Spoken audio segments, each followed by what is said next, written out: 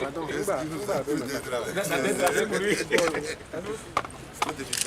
non, je rejette la démission. non, balancer la question.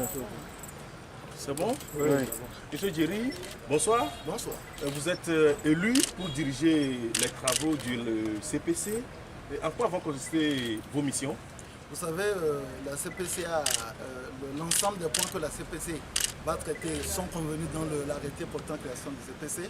Et l'ensemble des points qui sont en urgence aujourd'hui, vous savez, on a l'extrémisme violent qui est aujourd'hui un problème qui concerne le pays.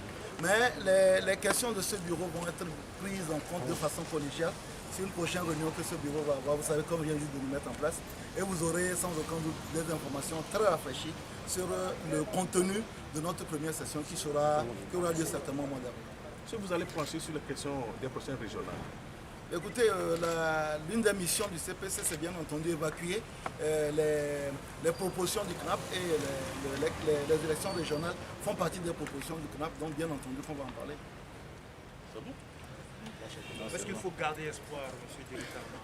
Écoutez, je pense que le CNAP s'est organisé dans une approche inclusive où tous les partis ont pu faire passer l'ensemble de leurs propositions. Vous avez constaté qu'aujourd'hui, nous avons tenu donc une première réunion du CPC avec tous les partis. La NC était là, tous les partis qui ont pris part effectivement au débat de la CNAP étaient là. C'est déjà un motif d'espoir parce que toutes les formations représentatives du paysage togolais est là. Et donc je pense que si on part sur cette bonne base, on peut régler tous les problèmes qui ont été d'une part soulevés par le CNAP, mais aujourd'hui on a aussi les problèmes liés à la santé, les problèmes liés à l'environnement, les problèmes liés à la sécurité, les problèmes liés à l'économie. J'ai entendu certaines personnes parler de la vie chère.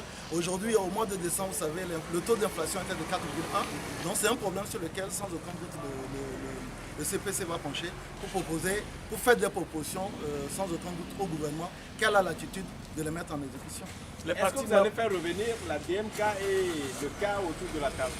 Je pense que la porte est ouverte. Chaque réunion du CPC, pour même cette réunion-là, ils étaient invités, ils ont décliné les invitations, mais je pense que sous les 3 mois où nous gardons donc la présidence du CPC, nous continuerons de façon formelle et sans aucun doute aussi informelle à faire en sorte que toute la classe politique se retrouve, puisque nous travaillons dans l'intérêt du peuple togolais. Vous pensez que sans eux, vos travaux auront leur portée? Aujourd'hui, vous savez, depuis maintenant 5 ans, la classe politique togolaise est allée régulièrement à des consultations électorales. Ce n'est pas tout le monde qui est allé, mais on se rend compte qu'au-delà des difficultés, le pays avance. Et je pense que le pays va continuer à avancer avec toutes les personnes qui ont envie de faire avancer ce pays. Donc ils n'ont pas envie de faire avancer le pays? S'ils ne sont pas là, je pense qu'ils ont peut-être une façon à eux de faire avancer le pays. Et il faut dire que je suis bon.